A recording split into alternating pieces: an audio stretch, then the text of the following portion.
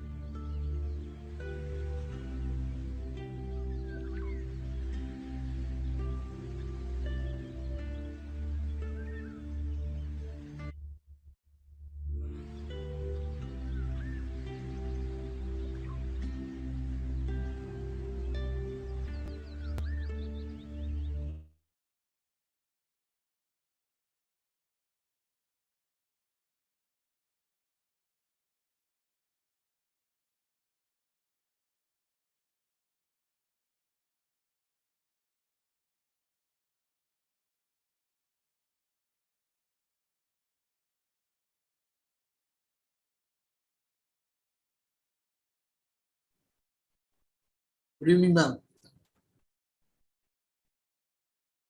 Hello, good evening. So good evening, ladies and gentlemen. Today, let us start with our management specials. Give me just a minute. I'll just fill in a few more things.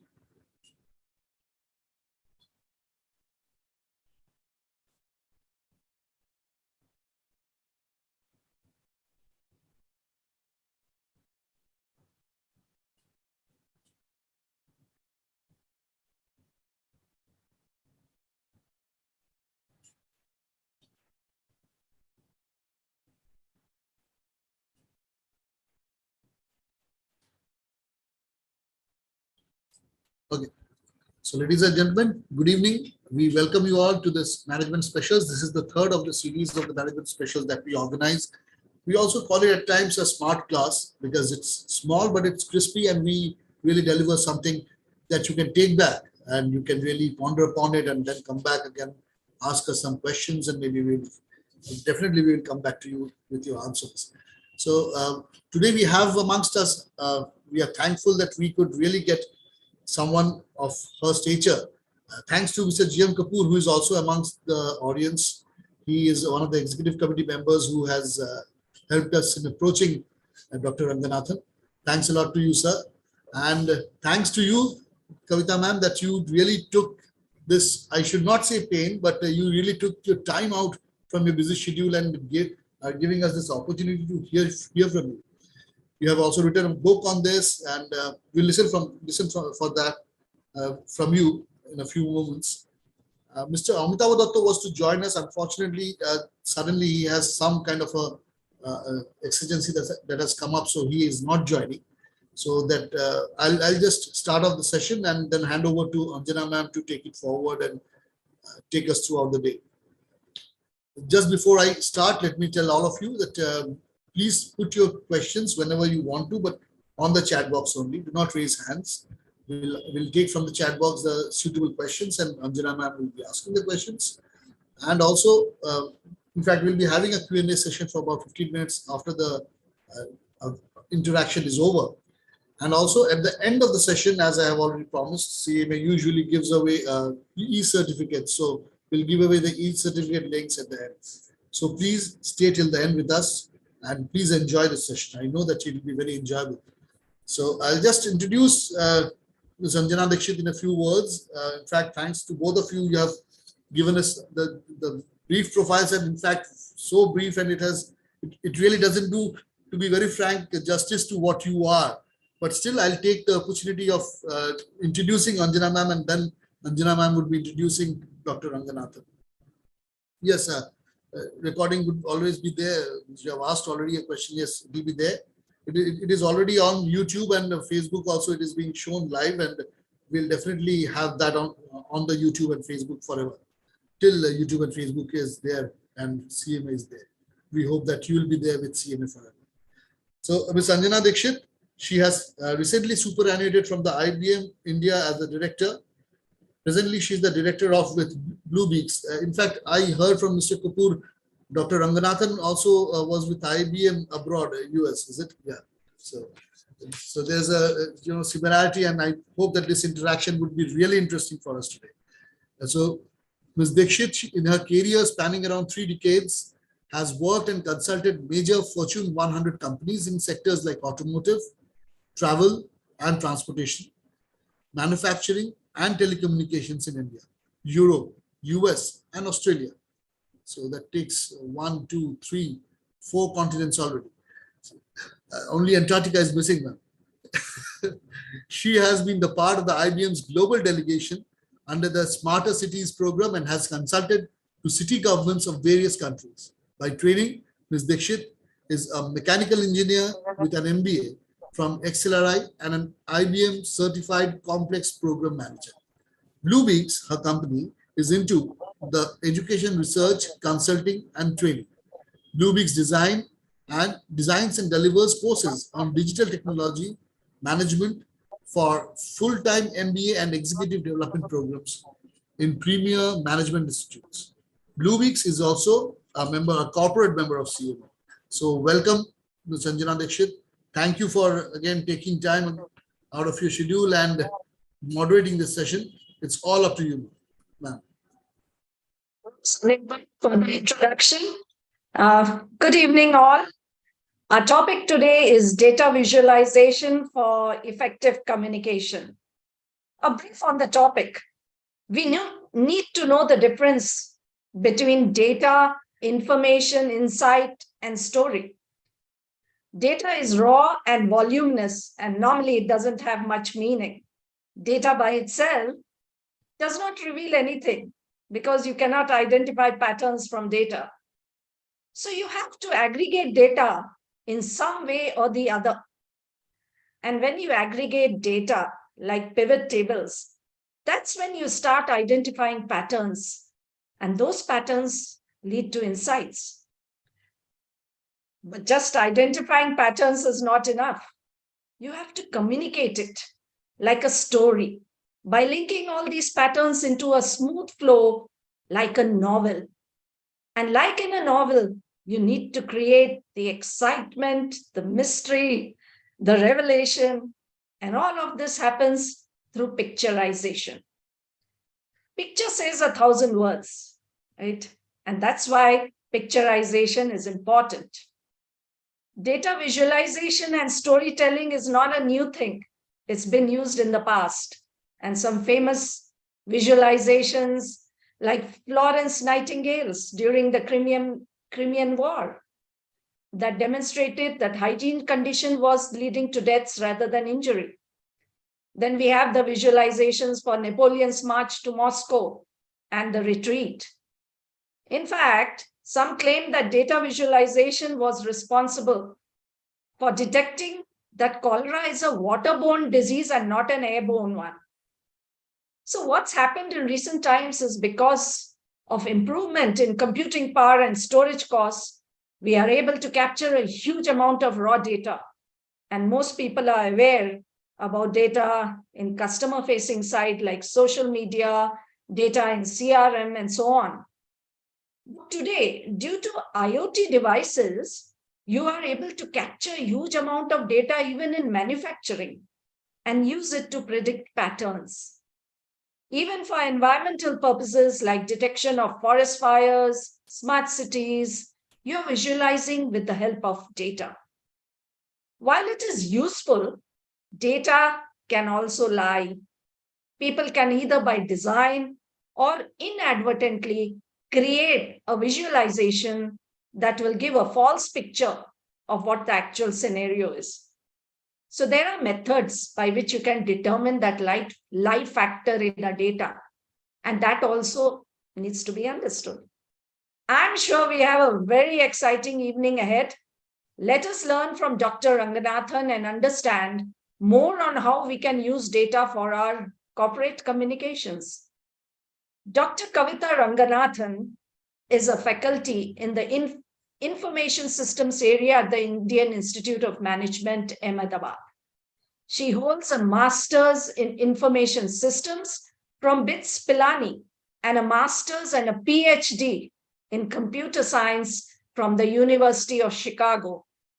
Dr. Ranganathan has been teaching data visualization courses to MBA and doctoral students, analytics professionals, and in a wide range of corporate training programs for more than a decade now. She draws from this vast and rich experience for her book, which captures the main principles for avoiding misleading graphs and creating effective and intuitive visualizations. Dr. Ranganathan lives in Ahmedabad with her husband, their 2 kids, and Coco, the youngest furry canine added to the family.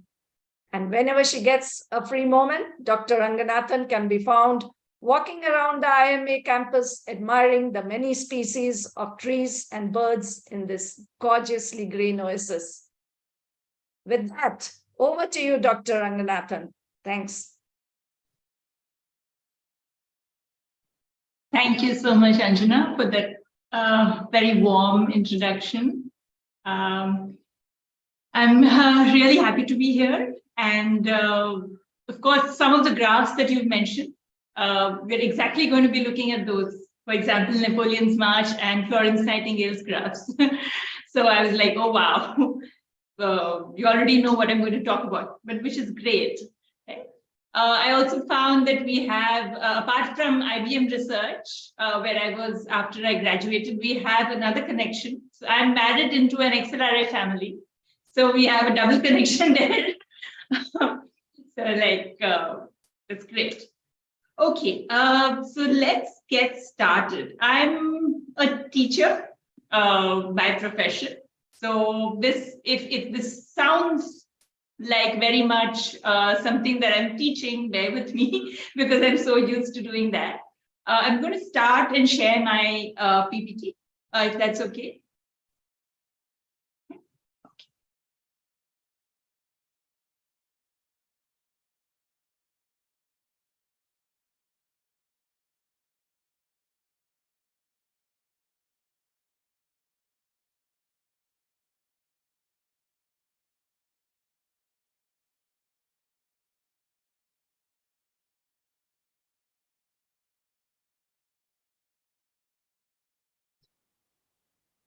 Is that visible? Yeah. Great. So the other thing we'll do is so this is going to be an interactive session. So I've also been told that there are a lot of students here who are interested in analytics. They're actually learning data handling and visualization. So I would encourage all of you to participate in this session. The more interactive it is, the better. But I'm also told that we'll use the chat window for our interactions. So I'll have one eye on the chat window when I ask you something so that I can see your responses there. Right?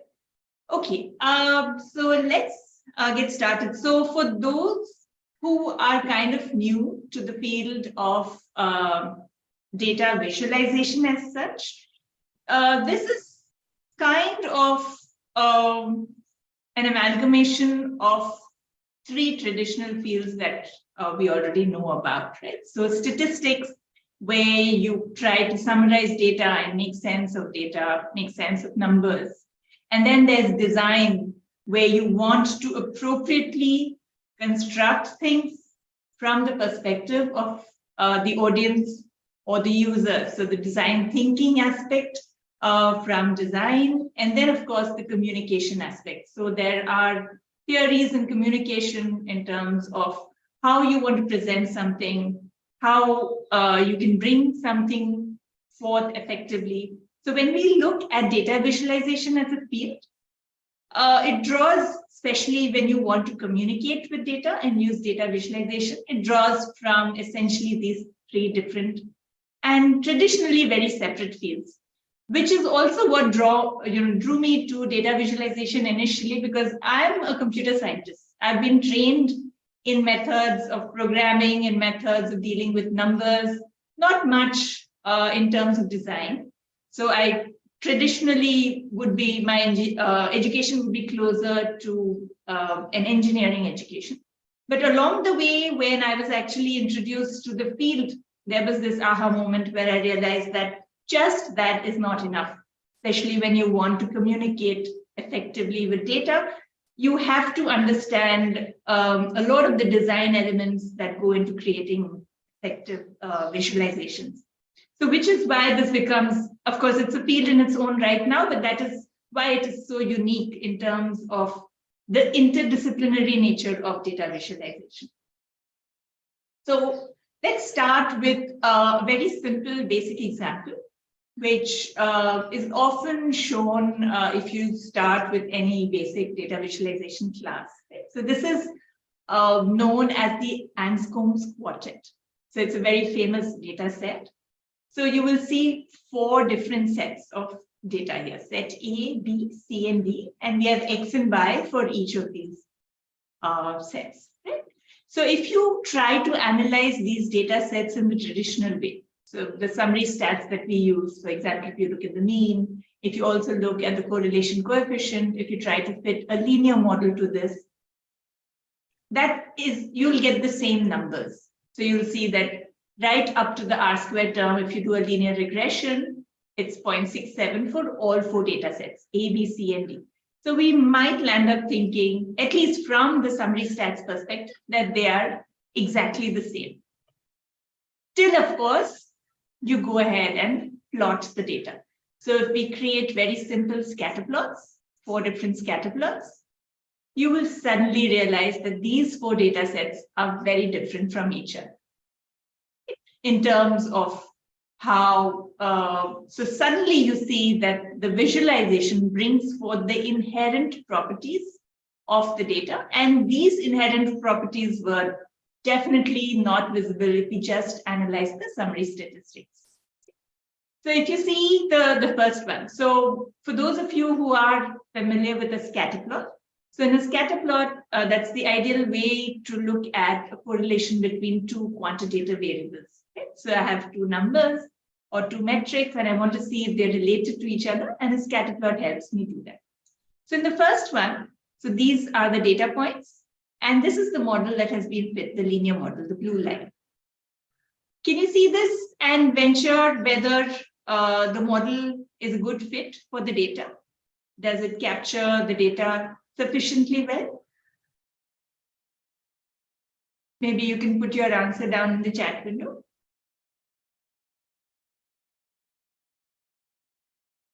So here you can just think about yes or no. Do you think it fits the model well?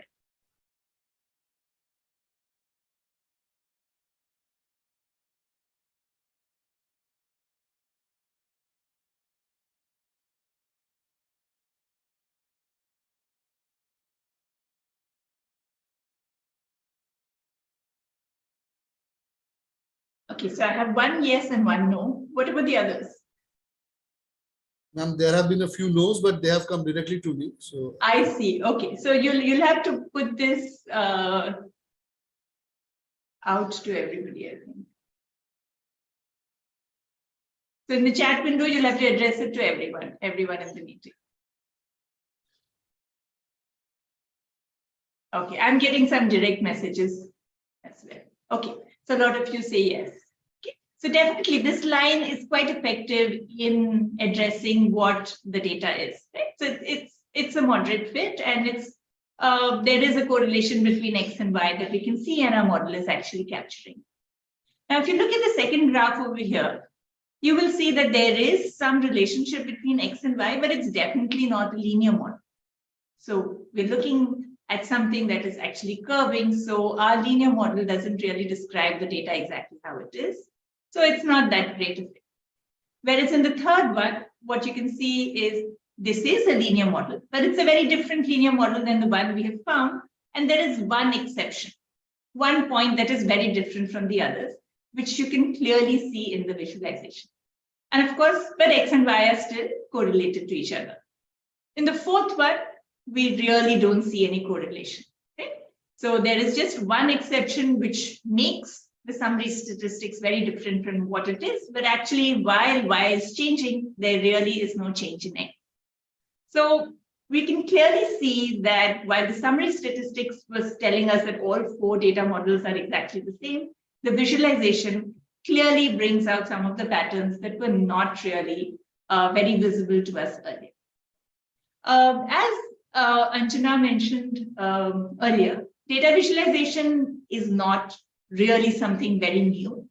This has been around for many, many years. So they have been used very powerfully in a large number of situations to convey things, to help people make effective decisions, to actually save lives as well. So if you see the particular example over here, in terms of what a picture tells us, it's the greatest value for pictures when it forces us to notice what we never really expected to see. And this particular example brings that forth. This is regarding the cholera epidemic example that you spoke about. So this was, this map is set in London. This is a map of London in 1854. And at that point in time, we didn't have, or people didn't have a lot of knowledge about how cholera spread. So today, of course, we know how cholera spreads. How does it spread? Can you put down your answer in the chat window?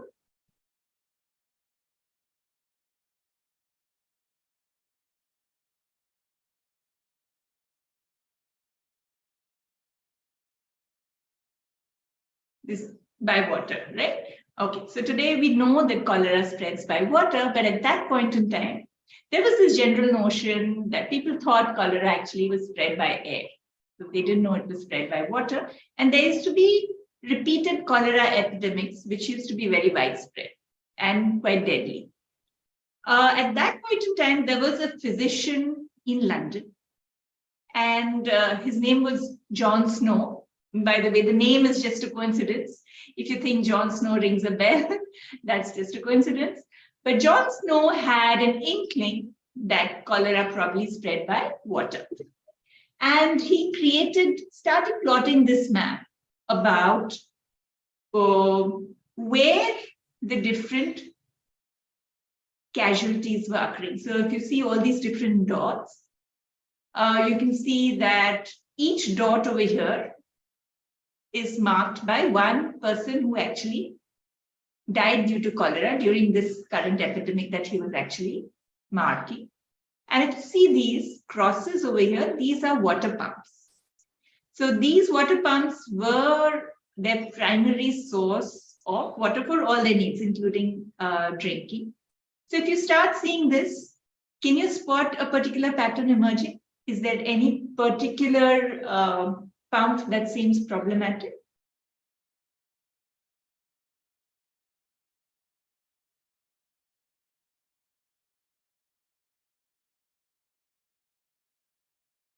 Right. So Srijan says the pump at Broad Street. Exactly. Right? So if you see, most of the dots are clustered around the pump at Broad Street. And that happened to be the source of the cholera epidemic. So the water pump at Broad Street had been contaminated. So as the story goes, John Snow took this map to the authorities to make his case that cholera spreads by water. Here's my proof. I feel the Broad Street pump water has been contaminated. And this was enough to actually convince the authorities. And they took one simple step. They went there and they just removed the handle of the water pump. Right? So these were these old water pumps where you had to actually pump out the water. So they just removed that handle and the epidemic came to a halt. So just that one simple step. And what's more, after that, people started paying a lot more attention to the sewage systems, to water management in urban areas. And today, if we live in cities with very sophisticated sewage systems, and we have clean water to drink, and we know how to dispose our waste hygienically, this map, we owe a lot to this map, because after this, urban sewage systems actually started getting revolutionized. So a simple data visualization can have very long-reaching effects. The second one that you see, this is also something Anjana mentioned, Napoleon's march to Moscow. So this is probably known as one of the best data visualizations ever created because of the immense impact it has in terms of what war can do, or the futility of wars. So if you remember, if those of you who've read this, maybe in your history books or in any other context, Napoleon took a massive army and he marched all the way to Moscow, right? And at Moscow, because of the very frigid conditions there, his army was not really used to that. And he couldn't really conquer Moscow. The Russians held off. Moscow was too cold at that time, and they ran out of food, they ran out of other utilities, and they actually came back home. But what happened during the march? So this particular visualization is showing you that entire story with multiple dimensions. So the beige line that you see, that is the army marching towards Moscow. And then the black line you see is the army marching back from Moscow. See, that's the retreat. And the thickness of the line represents the number of soldiers who walked to Moscow and walked back, and the number of soldiers who actually got home alive. So you can see the massive army that set out, and just so around 420,000 set out and around only 10,000 came back home alive. So if I just thrown the numbers at you, it wouldn't have been very effective. Now you can straight away see how very, very futile that entire march to Moscow was. Right? So apart from showing the path that the army took, this visualization also shows you the temperatures during the retreat, because the winter conditions were very, very frigid, and the river crossings. So if you can see these squiggly lines over here. So these river crossings turned out to be very deadly.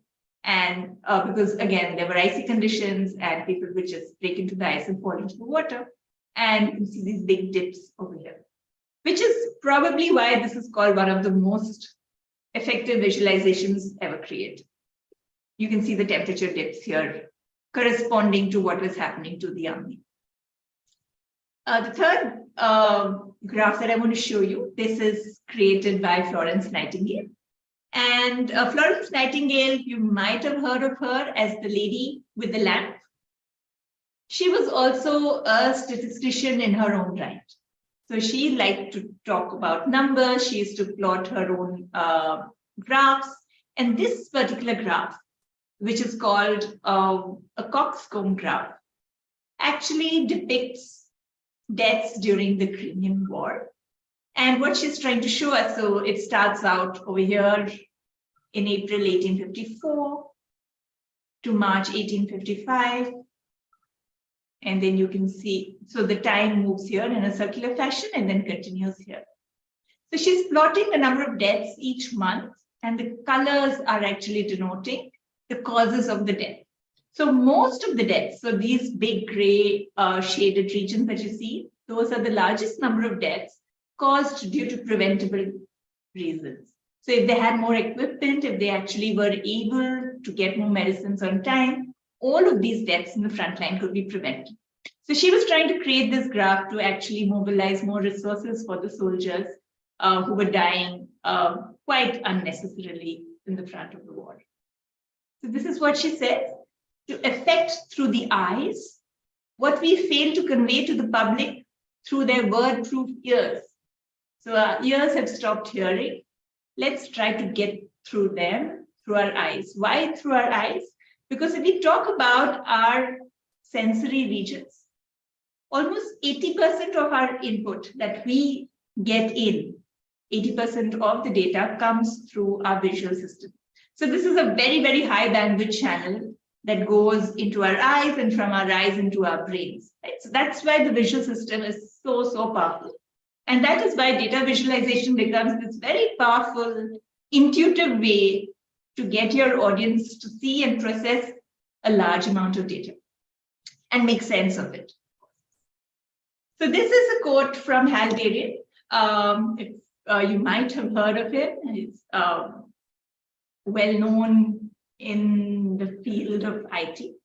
So he says that we actually have a lot of data today. So to be able to understand it, harness it, extract value and visualize it and communicate, that is going to be a very, very important skill in the next few decades.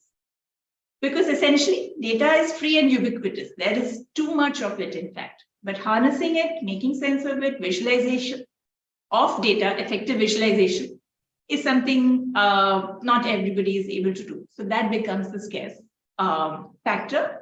And not to say that you can't do it, but it's totally worthwhile to spend some time honing your skills to get effective at data visualization. Not just to go by the defaults of what a software will spill out for you, but to understand what you're doing, why you're doing, and create those effective graphs. Let's look at a very quick example here. So I'm showing you a very small data set, which means we have just 8 numbers over here. Now, we're looking at 2 different income levels, up to 50,000 and over 50,000, and 2 age groups, under 50, 50 and over, and college degree and no college degree. So there are essentially 4 groups over here. College degree with lower income, those who have college degrees with higher income, no college degrees, lower income, no college degrees, higher income. So out of these 4 groups, one group is an anomaly compared to the other three in terms of how job satisfaction changes over time. Can you spot which group that is? So your four choices are college degree with the two types of income and no college degree with the two types of income. One of them changes over time differently than the other three. If you can put down your answer in the chat window.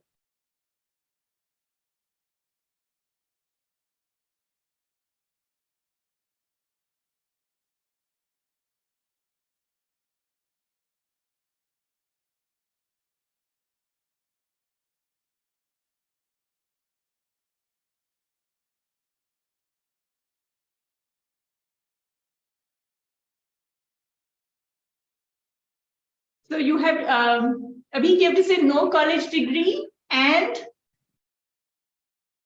it has to be coupled with the particular income category as well. Okay, so no college degree under 50. No, so not the age. Okay, so the question is you have four choices. College degree, low income. College degree, high income. No college degree, low income. No college degree, high income. Okay, these are the four different categories of people we have. And then, of course, for each of these categories, you have data points, right? Their job satisfaction when they were under 50, and then their job satisfaction when they're 50 and over. So for one of these, the job satisfaction changes in a different way than the other three. So your answer can only be, okay. So somebody, Abhi got it right now.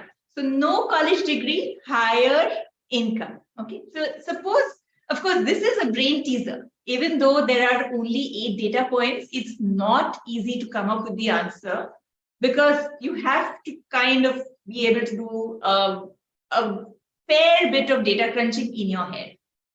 But suppose instead of showing you the data in this form, I'd shown you this and asked you the same question. It's very obvious now, right? So no college degree, over 50,000, job satisfaction is actually decreasing over time. And for the other three, it is actually increasing over time. This is the power of data visualization, being able to show data in a way that our brains can very quickly assimilate and get the insights out of. So essentially, you want to figure out which is that one graph that will actually bring out the message in your data very, very coherently so that your audience can see it and get that aha moment straight away. You don't want them to wrestle with the data to try and get the information out. So suppose I'd shown you the same data in this form as clustered bars. Is the insight as evident in this one? Now you have to work for it, right? So now you have to be able to compare these individual bars and say, okay, this is increasing, the orange bar is increasing, the green bar is increasing, but the pink bars are decreasing. A lot more work to get the same insight out. Hence, it's not that data visualization will work all the time to get your insights out, but the right graph for the right message is the key to bringing out the information very, very coherently and very, very powerfully. So that powerful insight generation is possible if you choose the right graph. So what we're going to do now, of course, as I said, data visualization is a vast field that I could go on and on. But I'm just trying to get you to understand a little bit about the value of visualization and the value of being able to hone your skills so that you can come up with those aha graphs when you actually want to. So let me very quickly just talk about some of the different options that you want to think about when you want to create a visualization in terms of how you communicate with data. So when you want to communicate with a graph, you don't want to say something like, here's my data, let me dump it into a bar graph, and I'm done with my visualization, right? You have to restructure, reorient your thought process to say, wait a second, I'm creating a visualization for a purpose. What is that purpose? Who is my audience? What do I want my audience to understand? What will my audience think when they see the visualization? So first, understand your audience. Very, very important to do. and then figure out what is the message you want your audience to understand. So to distill it a bit further, in terms of the message, you can think about the relationship in the data that you actually want to bring about. Okay? So in terms of relationships, these are some standard classifications. This classification is borrowed from Stephen Hughes' book, Show Me the Numbers, which is a great way, if you're new to data visualization, that's a great way to start your adventures in data visualization. If you have to read one book, I will say that is the book that you have to read, apart from my book, of course. And so let me just take you through some of the basic relationships you want to actually think about. Right?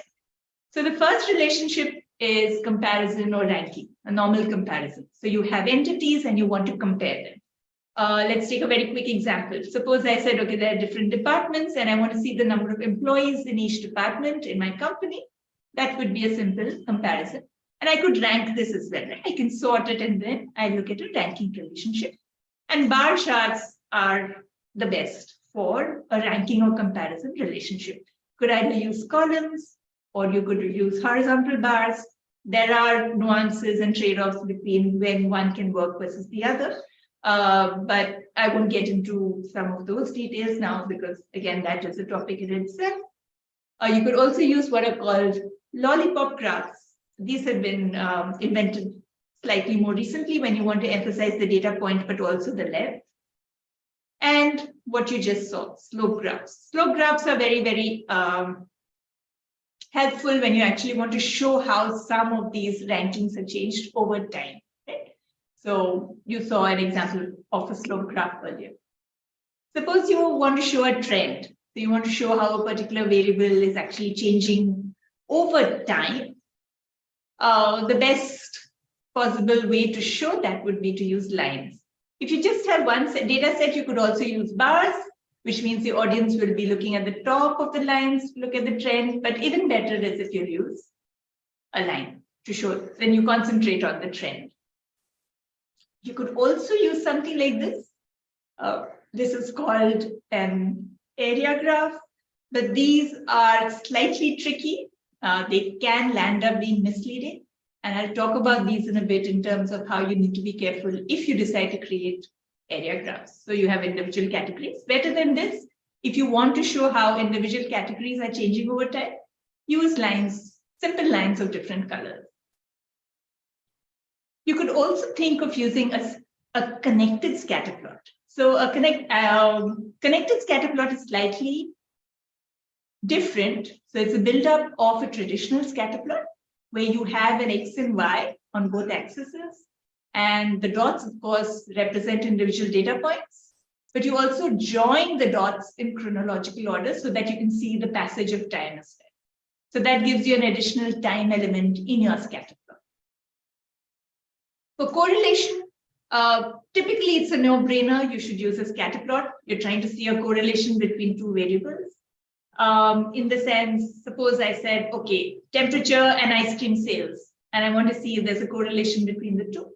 I can use a scatter plot for that. So on the x-axis, you would put down one variable, on the y-axis, another variable, and you want to see if there's a correlation. Of course, these are just some of the usual suspects I'm touching upon now. There are graphs and more graphs, but going by what your audience may or may not understand, usually it's a good idea to go with something familiar, something that your audience knows so that they can actually concentrate on the insight and the data, rather than get confused about the construct itself. The next one is a bubble chart, where you can put in a third dimension in terms of the size of the bubble as well. And so that incorporates three different variables at a time, X, Y, and the size of the bubble. Let's say we had temperature and we had ice cream sales, and maybe a third dimension in terms of, okay, where are the particular actual humidity conditions. You could actually represent that as the third variable. The next relationship you want, sometimes that you might want to convey, is a distribution.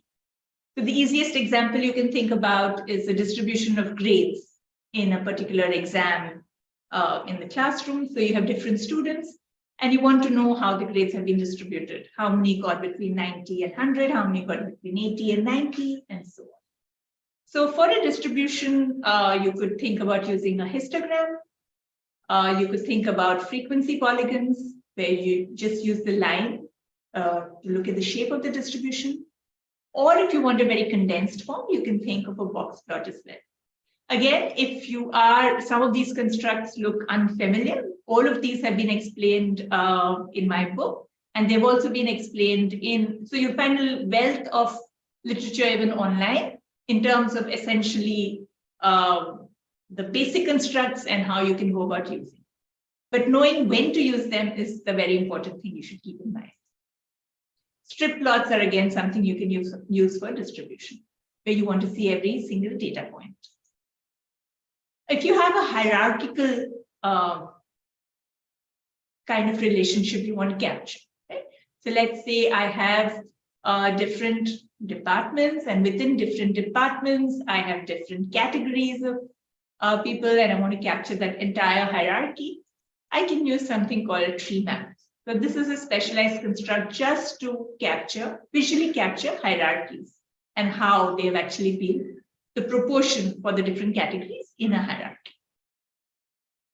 And finally, we have something called composition or part to whole, how certain elements relate to the whole. So for example, I say, okay, I have a classroom, and in the classroom, what is my split by gender?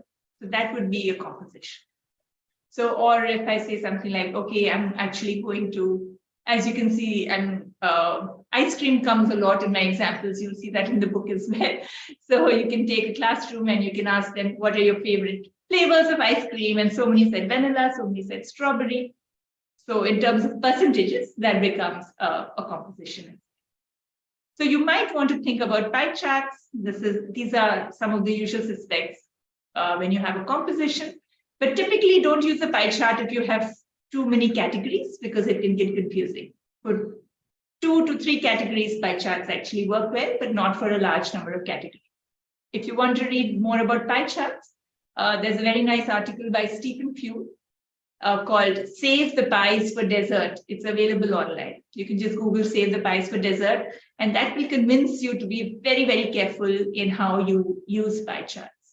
Because most pie charts that are used today are actually quite useless. So you want to know when you can actually use them. Donut, save the donuts also for dessert. So only use donuts if you have a small number of categories and not for too many categories. They fall in the same category as pie charts. You could also think about stacked bar graphs if you have a small number of categories to work with. And finally, a Pareto is sometimes used in composition. So Pareto is nothing more than a standard bar graph with a cumulative line over here.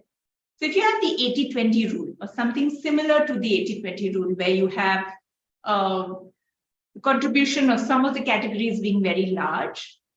So let's say we were looking at wealth distribution across a particular country, and we want to look at the different categories of users, and you'll see a large amount of wealth concentrated in some small categories. This would be a good example, a Pareto graph, to actually bring out that very lopsided nature. So when we talk about the Pareto rule, it typically says that around 80% of the effect is because of 20% of the cause. And you'll see that working out in a large number of situations.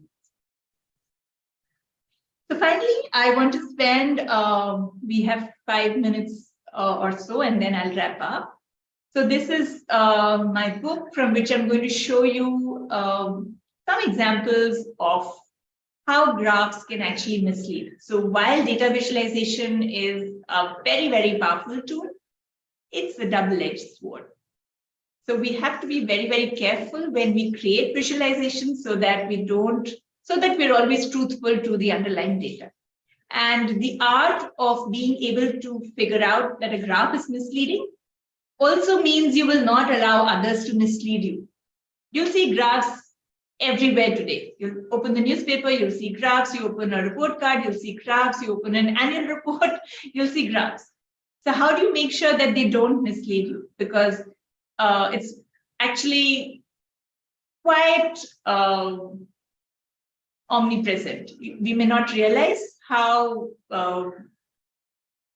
popular, quote unquote, these misleading graphs are, but they're there all over the place. So this is just, I'll take you through a couple of examples from my book. These are examples that I start out with.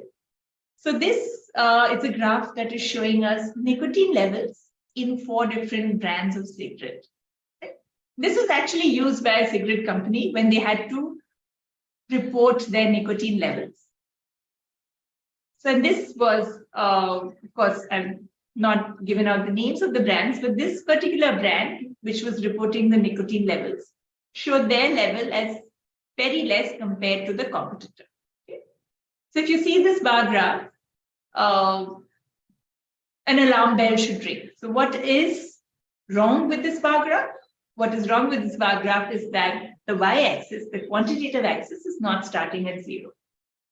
Actually, these 4 numbers are not very different from each other in the context of nicotine level. This is just marginally lesser than the others. So a bar graph, it's a compulsory rule that a bar graph should start, the quantitative axis should start at 0. Otherwise, the ratios of the lengths of the bars don't represent the quantity. So if we fix this, this is the correct way to actually show this data. And you will see that they're just marginally lesser than the others. But you can see how stark it looks here. And if you start looking around, you'll find such graphs in a lot of places. So as a takeaway exercise, just try to spot the number of bar graphs you can find which don't start at 0. You find them all around. And the surprising thing is these graphs are created in Excel. So Excel, for example, very easily will allow you to truncate the axis and draw it wherever you want. So the other example is the perils of 3D constructs. So that's the other thing I usually say. There is only one place for all 3D graphs. Can you guess what that place is? What is the appropriate place for all 3D graphs? Show me what you think is a well-designed 3D graph, and I'll show you a better way to design it. But before that, which is the appropriate place for all 3D graphs?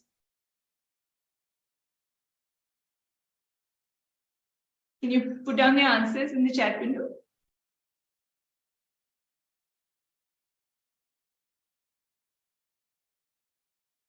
There is no wrong answer here. You can venture answers.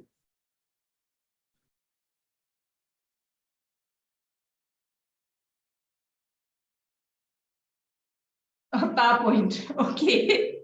All right.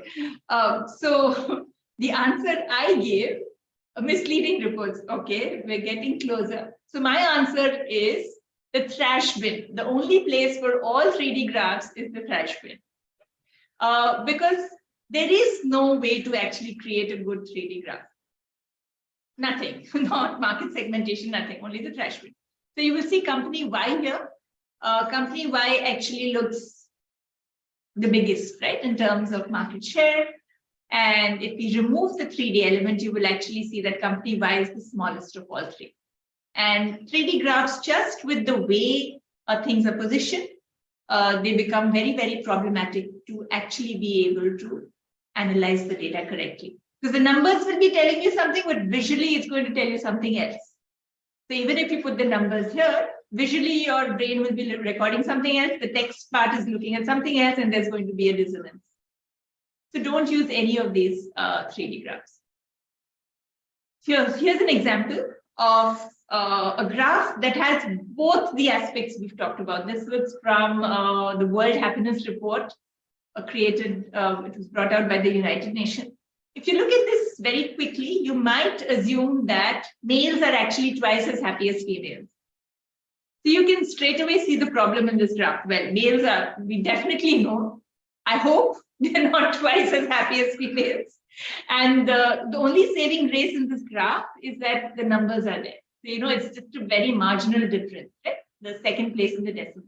The problem here is the truncated axis, as well as the 3D nature of the graph that makes what is towards you look much bigger than it is. So you can see both of those elements we talked about playing out in this graph. My third example is what is called, as I said earlier, this is an area chart. If you looked at this very quickly, you might think that we have 4 departments and all of them are peaking in March. Okay? But actually, this is the peril of why start from 0.66? That's exactly the problem, right? It's the truncated axis that we talked about. So if you look at the actual data, you can clearly see that one department is increasing and the other 3 have peaked in March. So these stat area graphs become very problematic because these lines that you see are meaningless. They all depend on what is happening to the categories before it.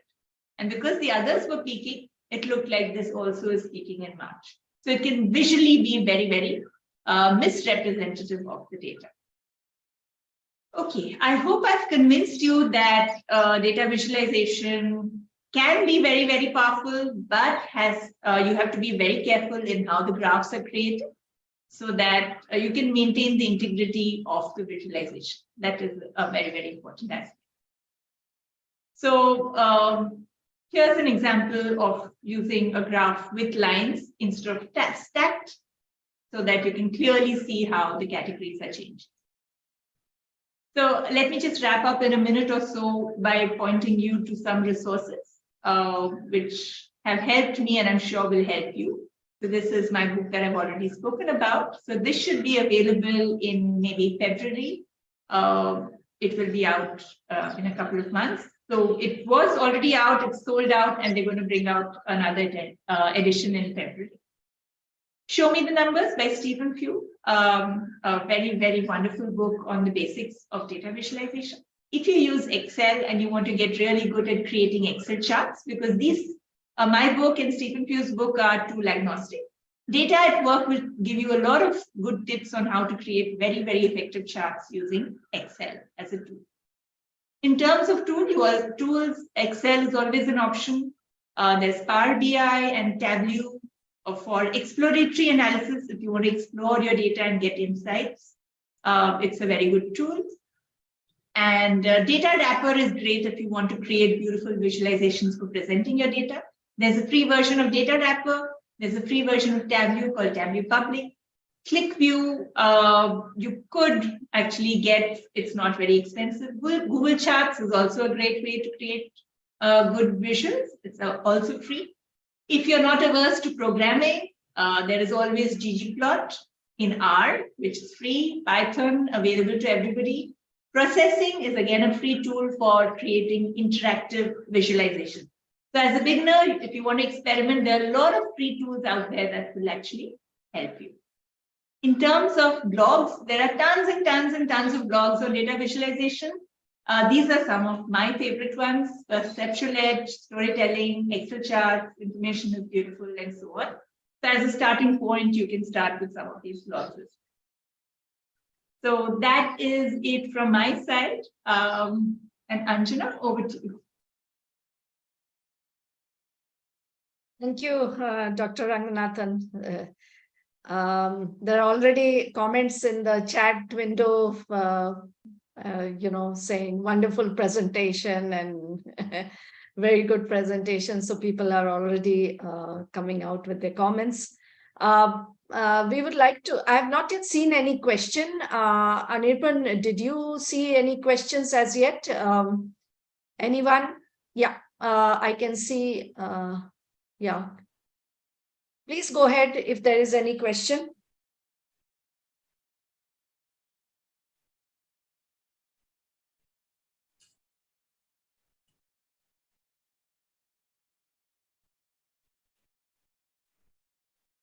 So, Dr. Ranganathan, the perils which you have shown about data, right? That is something even many of us have seen in our work life also, right? And this was really very helpful.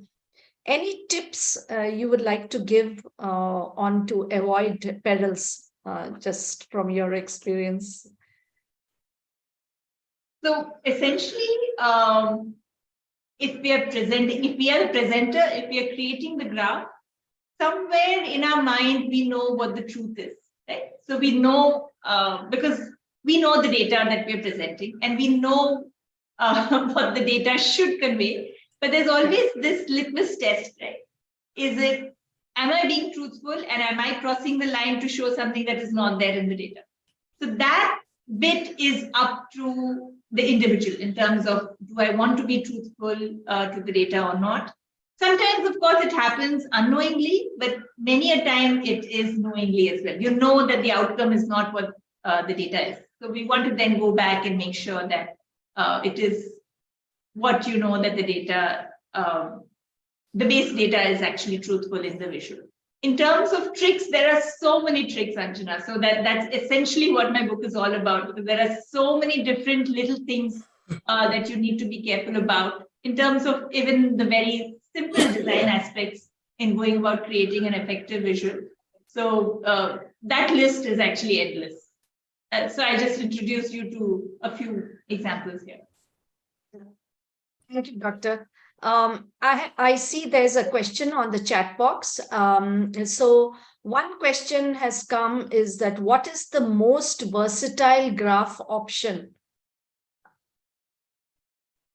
Is that something, is there any, yeah. I'm not very sure I understand the question. What do we mean by the most versatile? Do you mean the most versatile tool for creating visualization?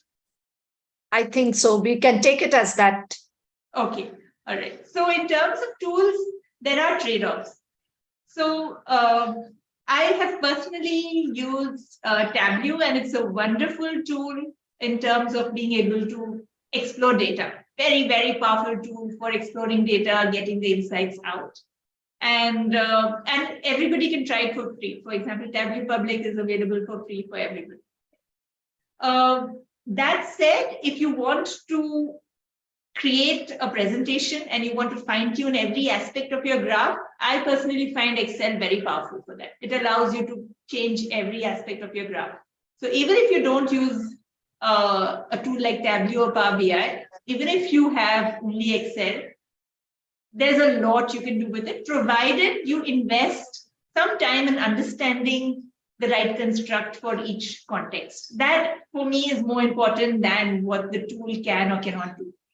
Because the tools are there, but garbage in is garbage out, right? So the tools can only do so much.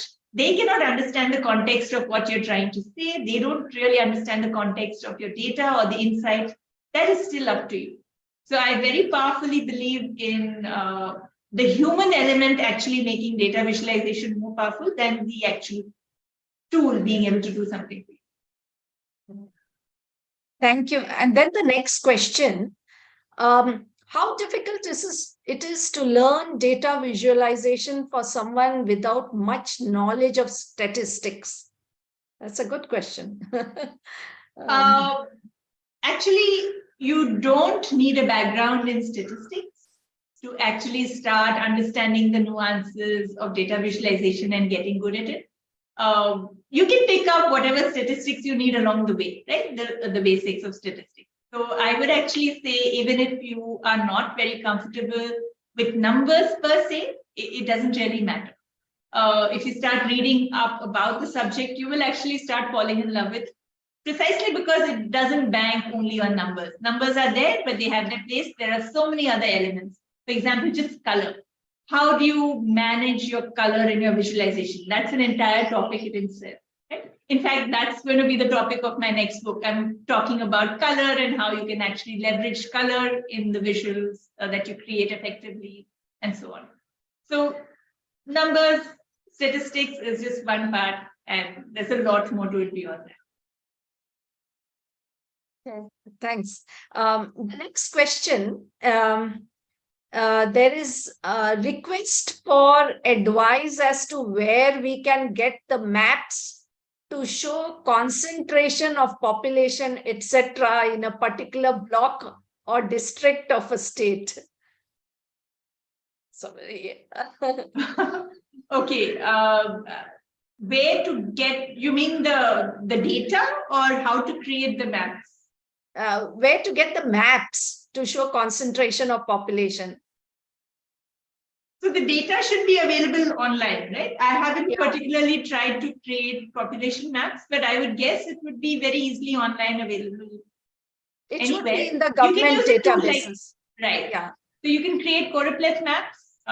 Those are the maps. That's the name of the map when you actually use color to input different values across regions. And a tool like Tableau will very easily allow you to create these choropleth maps. Okay. The next question, data can be manipulated. Do you think it can also be played with the human psychological behavior for the work to be done? Example, sales of a business. Does it affect, do you mean in a positive way or a negative way? Yes, it can definitely, right? Because it can cook up a message that is not there in the data, which means it can definitely affect the audience and get the audience to believe something that is not really there in the data. But that's only if it's a misleading visual.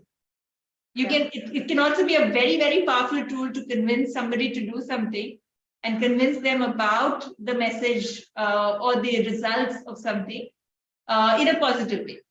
So as I said, that's the double-edged sword bit in terms of how we saw examples in the beginning, right? So Florence Nightingale's graph. There's a more recent graph by Al Gore when he talks about climate change and he talks about the CO2 spike. It's a very, very powerful visualization, simple lines, but it shows you how things have changed in terms of global warming. So there's a lot that visuals can do for the good, as long as we're careful. Okay. That was from Adhiraj Bhaduri. The next question is from Deepak K. Dhingra. Is there any curriculum-based certification available in market for data visualization? I'm not very sure about that. I only teach at IMA, so I'm not sure about it. But I am told there are courses available on Coursera, maybe. So that's definitely worth checking out. But I wouldn't be able to endorse any of. I haven't really, seen the content or tried to take those courses. So I wouldn't be able to answer that one. Sorry. Okay, and then the next question is advice as to where. Okay, we have done this already. I think we have covered most of the questions. One more is there. Which tool is currently used mostly for data visualization in the industry? I think you already answered. A similar question was there on, Tableau and. No, I think this question is showing what should be the approach to choosing color on my graph? Any short rule that I should follow, since Dr. Ranganathan told that she's going to tell something about colors in her next book. Maybe this is something which has cropped up. What should be my approach to choosing color of my graph? Any short So as I said, there's a lot to be said on the topic, right? So you essentially, but I can just give you one tip. Begin with, don't make your graph too colorful. If there are too many colors in your graph, your audience will not know where to look. Right?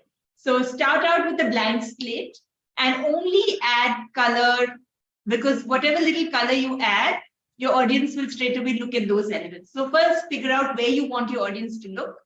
Let me give you a simple example. Suppose I said, okay, monthly sales of a particular product and they dipped in March. So I would start out with maybe no color and maybe just color in March with a different color so that your audience straight away sees what you want them to see in the graph, rather than putting in all different colors so that your audience is very confused and they don't know where to focus. So that's, you can use color to your advantage to get them to look at certain parts.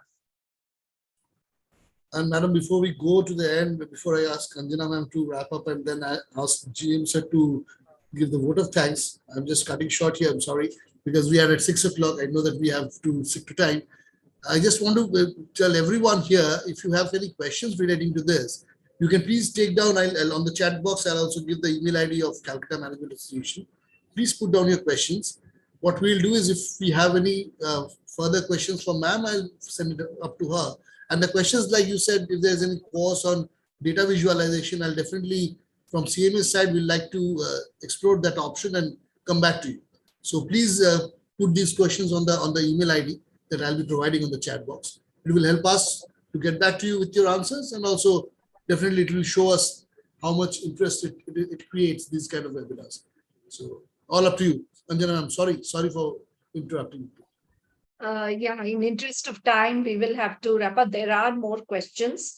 Maybe we'll just take a look at the, which were not answered. If we can send it to Dr. Ranganathan for, her kind inputs.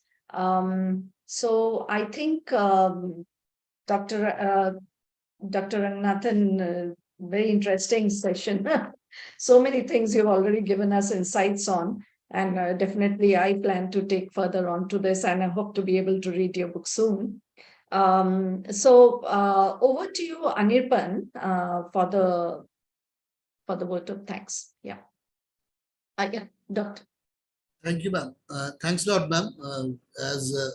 Ma'am, Dr. Ranganathan, since you are coming up with another book in a few more days, we'll definitely have a option of bringing you back to this session, because 1 hour is not at all, it's not doing justice to what you have started. Definitely we would like to have you more often, but there are constraints, but we'll try to have you again on this platform. Just before I hand over to Mr. Kapoor for the formal vote of thanks, just I have on the chat box, I have given the email ID of Calcutta Management Association, admin@cmakolkata.in. Please put in your questions, your queries if they're ready, and we'll try to give answers to that, even if those are pertaining to your course and career. That is what CMA would like to do in future. And also I have given you, I'll just put it once again, that there's a link of Dr. Ranganathan's book, the data book that she was referring to, which will be available from February probably, right, ma'am? Yeah. So what I'm doing is I'm also putting that link. I haven't given that link, Mr. Swami. So I'll just put it there. So those are the two things. And if I don't say this, maybe the participants will not be very happy about it. But once Mr. Kapoor finishes his speech, I'll be giving you the e-certificate links. So you have to stick till there. So another 5 to 10 minutes, please. So Mr. Kapoor, he's the executive committee member of Calcutta Management Association, and he has so many feathers on his crown. I really would not take much time, but he's known to many people. Mr. Kapoor, may I request you to kindly propose the formal vote of thanks. Thank you, Anirban. And I'm not going to make a speech anyway. I'm just giving a formal vote of thanks. And basically, I would like to mention that I continue to learn every day, and this has been a learning experience also. It's a subject which I knew very little about. At least I've got some insight. Thank you very much, Kavitha. It's been great listening to you and enlightening us on this subject. And I do hope that, as Anirban has mentioned, we'll see you again as soon as your next book is ready or is published. Thank you very much, Ms. Anjana Dixit. It's been very nice of you to have introduced the subject, and as you introduced it with examples which are there in the book, it made it all the more interesting.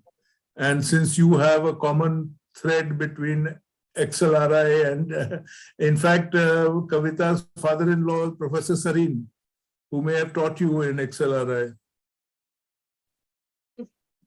So anyway, thank you very much. And of course, many thanks to the Calcutta Media Institute, which has partnered with us in this event.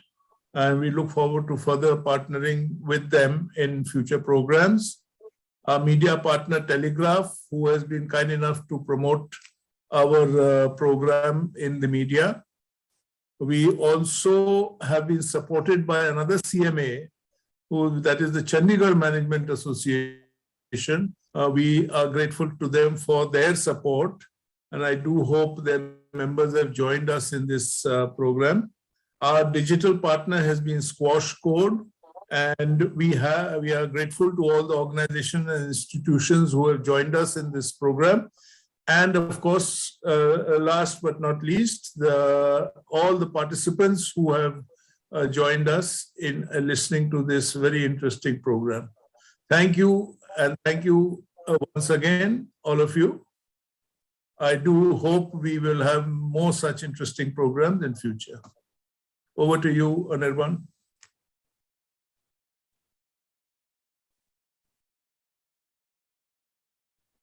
So thank you. Thanks, everybody. We'll take leave and we'll again come back to you as I'll again go through the slides. On the chat, I've given you the e-certificate link that will also be shown on the slides. So we have many programs lined up in this month of December. Please go through it. And we would really love to have more members joining CMA and more people listening to CMA's value addition terms. Thank you. Thank you to Dr. Ranganathan. Thank you, Anjana ma'am. Thanks a lot to all the participants and all the sponsors. Thank you, GM sir. So Thank you. we take leave. Thanks a lot. Good night. Good night, sir. Thank you.